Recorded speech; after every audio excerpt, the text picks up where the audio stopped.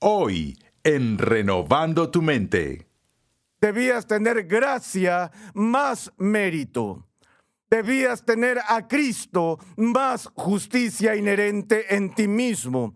Y así esos adicionales se volvieron tan problemáticos en el siglo XVI.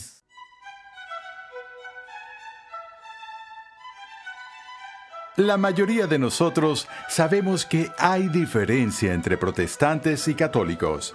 Pero, ¿en realidad importan esas diferencias hoy en día? Gracias por escuchar Renovando tu Mente mientras continuamos con la serie del Dr. R.C. Sproul, Lutero y la Reforma. A través de 10 lecciones, el Dr. Sproul ofrece una introducción completa a la vida y el pensamiento de Lutero. Con la mirada puesta en las lecciones que podemos aprender hoy en día, R.C. Sproul recorre los principales acontecimientos de la vida de Lutero y explora el Evangelio recuperado por Lutero y los demás reformadores protestantes. Hasta ahora hemos analizado los eventos que condujeron a la defensa de Martín Lutero contra la Iglesia Católica Romana. Hoy trataremos los puntos doctrinales clave que estaban en juego en los días de Lutero y veremos que de hecho todavía importa, porque el Evangelio mismo está en juego. Pasemos una vez más al salón de clases a escuchar al Dr. R.C. Sproul mientras explica cómo responden los católicos romanos y los protestantes a esta pregunta y llegan a respuestas muy diferentes. Continuamos con nuestro estudio de Lutero y la Reforma y llegamos al segmento de nuestro estudio donde vamos a ver inicialmente la doctrina católica romana de la justificación. Antes de hacer eso, permítanme empezar diciendo que en mi experiencia he visto que la gran mayoría de las personas que dicen ser protestantes no tienen ni la más mínima idea por lo que están protestando. Si les pregunto por qué eres protestante y no católico, dirán algo así: lo que pasa es que no creo que tenga que confesar mis pecados a un sacerdote, o no creo que el Papa sea infalible, o no creo en la asunción corporal de la Virgen María al cielo, o frases de este tipo. Cuando Desiderio Erasmo escribió su diatriba contra Lutero y Lutero le respondió, él le agradeció a Erasmo por no atacarlo en asuntos que Lutero consideraba como triviales y en cambio abordó el fondo mismo del asunto que planteaba la Reforma, el cual era la pregunta: ¿cómo encuentra un pecador la salvación en Cristo? Lutero afirmó que la doctrina de la justificación por la fe sola, como ya hemos visto, es el artículo sobre el cual la Iglesia se sostiene o se cae, y que este tema no era una tormenta en un vaso de agua, sino que tocaba el núcleo y el corazón de la enseñanza bíblica de la salvación. Y por lo tanto no queremos estancarnos en asuntos superfluos que tal vez podrían haberse resuelto con más reuniones y discusiones, sino centrarnos en este tema que fue el punto sobre el cual la cristiandad se fracturó y fragmentó gravemente, incluso hasta el día de hoy. Ahora, parte del problema de la doctrina de la justificación y la distinción entre la reforma del protestantismo histórico y el pensamiento católico romano tiene que ver tan solo con el significado de la palabra justificación en sí misma.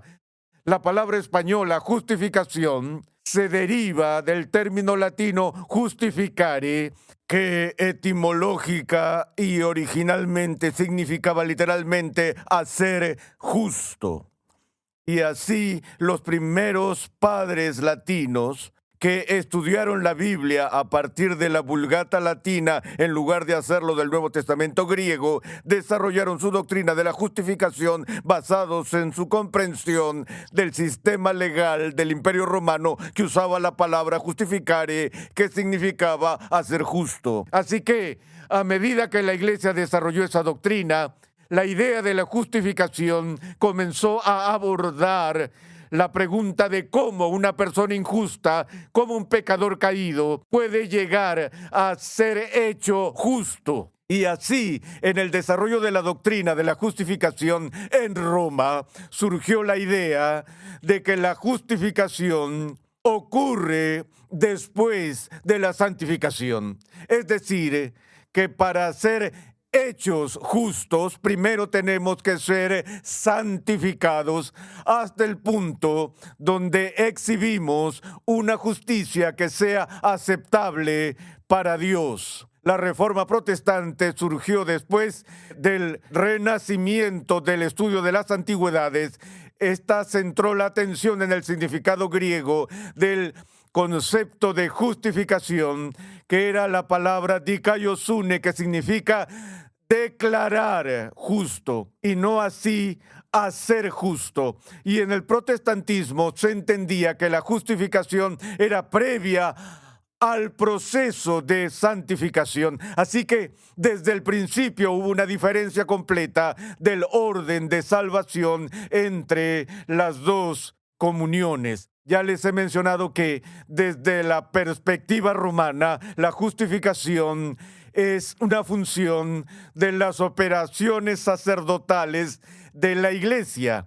Es decir, que la justificación tiene lugar principalmente a través del uso de los sacramentos y empieza, por supuesto, con el sacramento del bautismo. Así que el primer paso en la justificación, según Roma, es a través del sacramento del bautismo. Y se dice que el sacramento del bautismo, así como otros, actúa por Roma ex opere operato, que se traduce teológicamente como por el hecho mismo de que la acción es realizada. Los protestantes han entendido, por así decirlo, que el bautismo funciona de forma automática.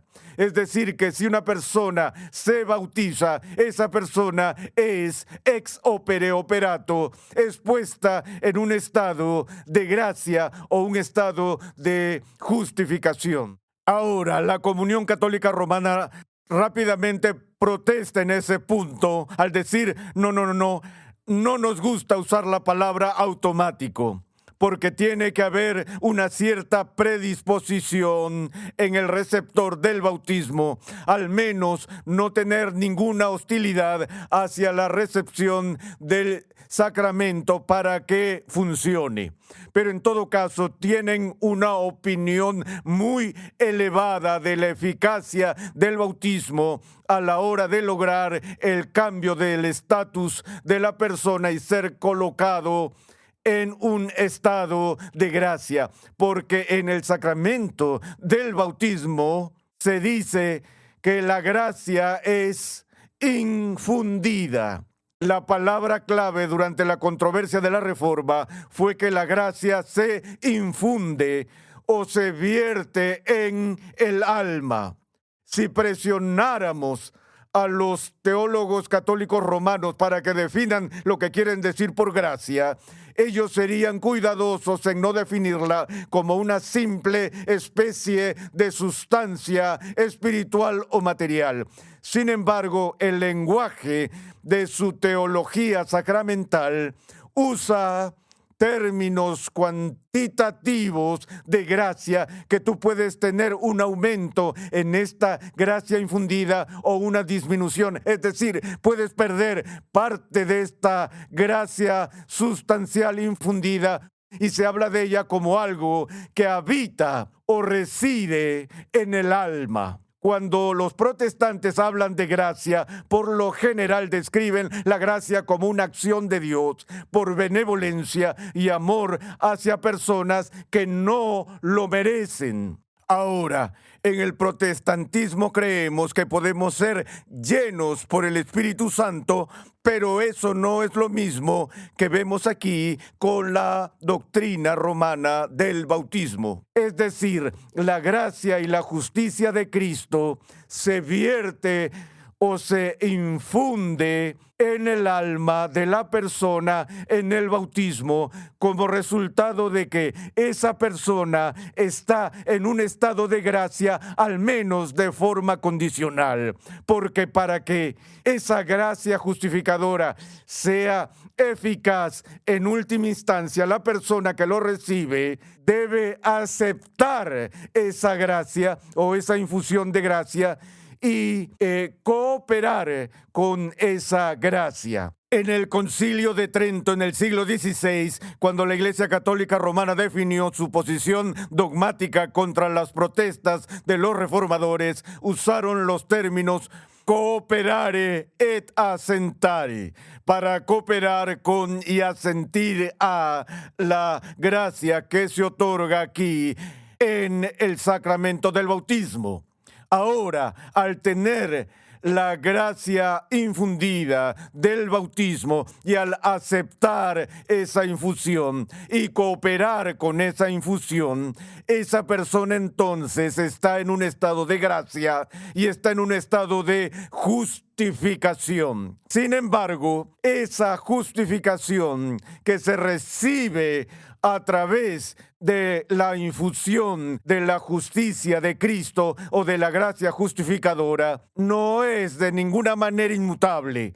Puede cambiar y con el cambio, esa gracia que se ha recibido en el sacramento del bautismo puede perderse. De hecho, puede perderse por completo, sacando a la persona de un estado de justificación y pasando a estar bajo la amenaza de la condenación. Y esa mutación o pérdida de la gracia salvadora tiene lugar cuando la persona comete un tipo particular de pecado. Y ese tipo de pecado es descrito por Roma como pecado mortal. El pecado mortal se diferencia del pecado venial. El pecado venial es pecado real, pero es un tipo de pecado menos grave que el pecado mortal. Un pecado mortal es más grave. Hacen una distinción, por ejemplo, en la teología moral católica romana con respecto al beber. Beber no es un pecado por definición. Tomar unos tragos es un pecado venial. Emborracharse es un pecado mortal. Algunos teólogos morales incluso enseñaron que faltar a misa el domingo es un pecado mortal. Así que no hay un consenso universal absoluto en cuanto a lo que constituye el pecado mortal en la Iglesia Católica Romana. Pero hay muchos catálogos que se han producido a lo largo de la historia que delinean varios pecados como lo suficientemente graves para ser considerados mortales. El pecado mortal se llama mortal porque es tan grave que produce la muerte de la gracia justificadora que ha sido infundida a la persona en el bautismo. Calvino, en el siglo XVI, por supuesto, se opuso a la distinción entre mortal y venial, tal y como Roma la había articulado. No es que negara los grados de pecado. Los reformadores ciertamente creían que en las enseñanzas de Jesús encontramos descripciones de pecados mayores y menores. Pero Calvino diría que todo pecado es mortal en el sentido de que merece la muerte. En la creación, la amenaza dada a Adán y Eva fue que el alma que pecara moriría y que incluso el pecadillo más pequeño es tan grave como para hacer un acto de traición contra el gobierno soberano de Dios y es un asunto serio que merece la muerte.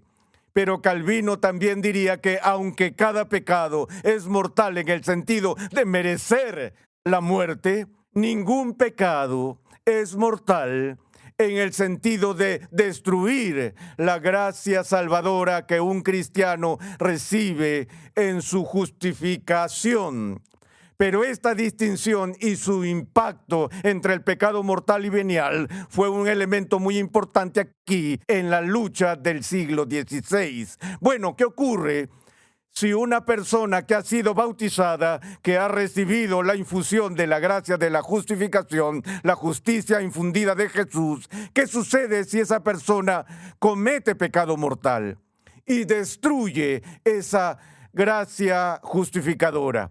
Bueno, no todo está perdido porque hay un antídoto para esa situación por la cual una persona puede ser restaurada al estado de justificación a los ojos de Dios. Y eso también viene a través de un sacramento. En este caso es el sacramento de la penitencia. La Iglesia romana en el siglo XVI definió el sacramento de la penitencia como el segundo tablón de justificación para aquellos que han naufragado en su fe.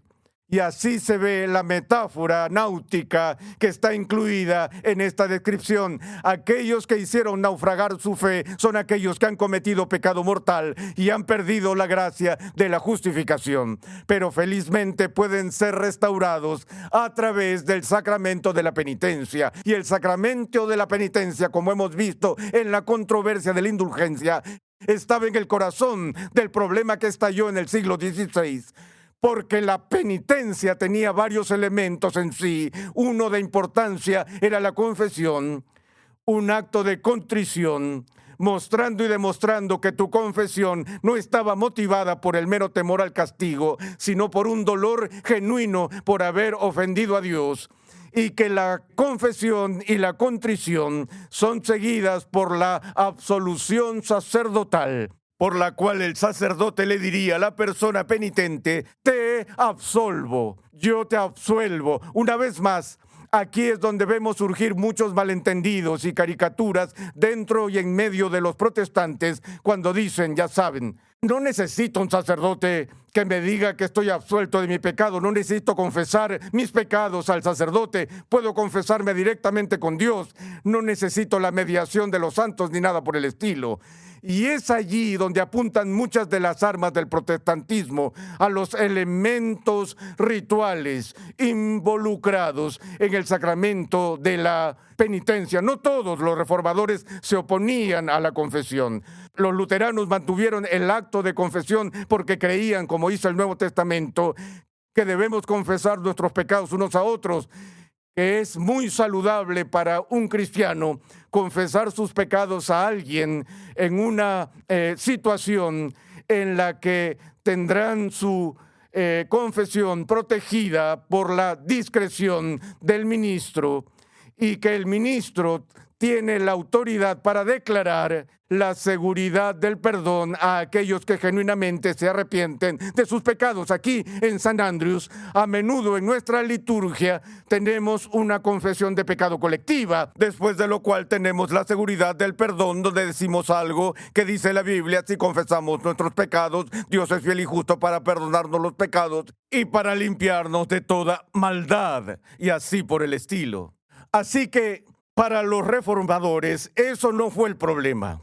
El asunto era el siguiente paso. En el sacramento de la penitencia, a fin de ser restaurado al estado de gracia, uno debe realizar obras de satisfacción. Obras de satisfacción. Aquí es donde entran las obras. Ahora, volviendo a las caricaturas, si escuchas a los protestantes explicar cuál es la diferencia con los católicos romanos, un protestante diría que creemos que la justificación es por fe. El católico dice que es por obras, creemos que es por gracia. Los católicos dicen que es por mérito, creemos que es por Cristo. Ellos creen que es a través de su propia justicia. Esa es una terrible calumnia contra Roma, porque Roma ahora y en el siglo XVI y siempre ha dicho que la justificación requiere fe y que la justificación requiere la gracia de Dios y que la justificación requiere la obra de Jesucristo. El punto en el que el debate y la disputa se pusieron más serios fue en torno a esa palabra sola, porque la fórmula para Roma era que debías tener fe más obras, debías tener gracia más mérito, debías tener a Cristo más justicia inherente en ti mismo. Y así esos adicionales se volvieron tan problemáticos en el siglo XVI. En particular con respecto a ese elemento del sacramento de la penitencia, donde el penitente tiene que realizar obras de satisfacción. Pueden ser obras simples, como decir tantos Padre Nuestros o tantas Ave Marías, o dar restitución al prójimo por haber pecado contra él, o incluso ir en peregrinación o dar limosnas, como hemos discutido con respecto a la controversia de las indulgencias. Pero Roma distingue fuertemente entre diferentes tipos de mérito. Lo hemos visto rápido antes, pero quiero recordarles de nuevo la distinción que Roma hace entre el mérito de condigno y el mérito de congruo. El mérito condigno es un mérito que es tan meritorio que exige una recompensa. Dios sería injusto si no recompensara las obras que fueron de condigno y condignamente meritorias. El mérito que se adquiere a través de las obras de satisfacción en el sacramento de la penitencia no se eleva al nivel del mérito de condigno, sino que las obras logradas en el sacramento de la penitencia son descritas por Roma como meritum de congruo, es decir, mérito de congruo. Es mérito real, pero su mérito depende de la gracia previa y es mérito que tan solo hace que sea congruente o adecuado para Dios restaurar a la persona al estado de gracia. Entonces, en otras palabras, si una persona pasó por el sacramento de la penitencia e hizo las obras de satisfacción prescritas por los sacerdotes, entonces sería inadecuado o incongruente que Dios no restaurara a esa persona a un estado de justificación. Por supuesto, Lutero vio la enseñanza neotestamentaria de la justificación por la fe sola como un rayo contra cualquier tipo de mérito condigno o de congruo, y que nadie nunca debe pensar que cualquier obra que haga puede de alguna manera aumentar la satisfacción por nuestros pecados que ha sido lograda por Cristo y por Cristo solo. Pero esta es la forma inicial en que se logra la justificación de acuerdo con el sistema romano. Sin embargo, tenemos que preguntar más y explorar de forma más profunda cuál es el papel de la fe, particularmente en este proceso de justificación, y si Dios quiere, lo haremos en nuestra próxima sesión.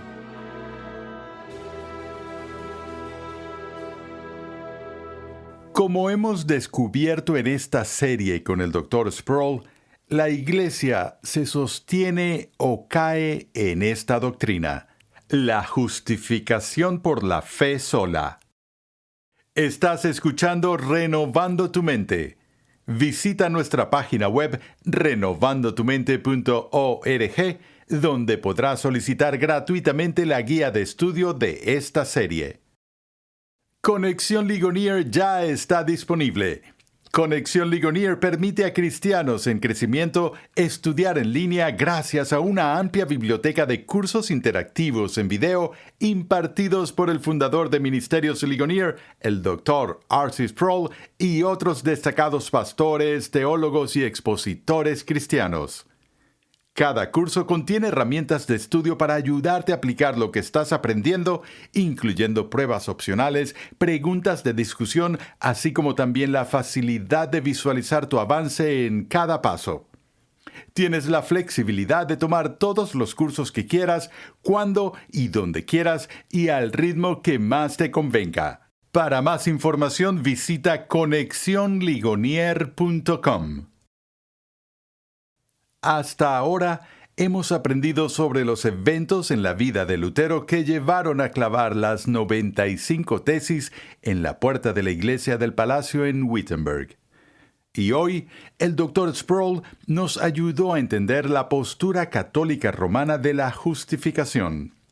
Pero, ¿será cierto que la actual doctrina católica romana declara malditos a todos los protestantes?